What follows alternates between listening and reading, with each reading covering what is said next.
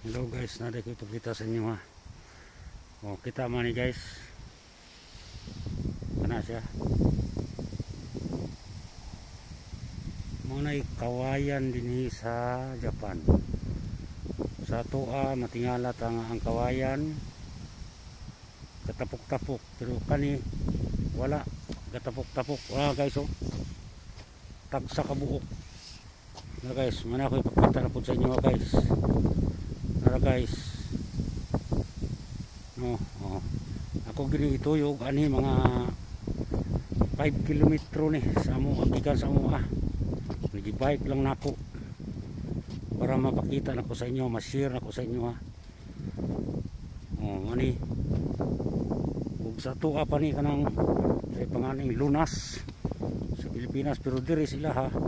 No, tinagsa guys ang tuyog ka ng isa-isa na guys, no, nara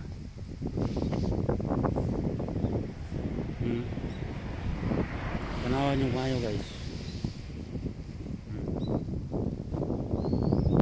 Ano siya guys manay kawayan lagi sa Japan.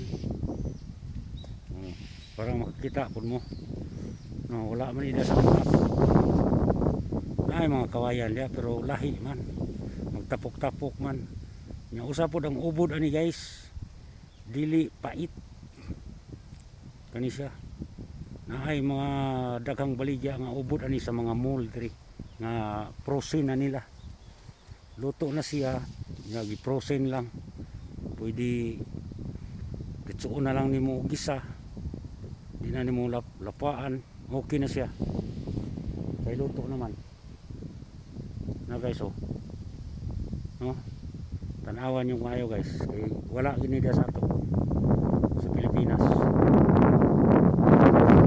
Kita na ko sa inyo na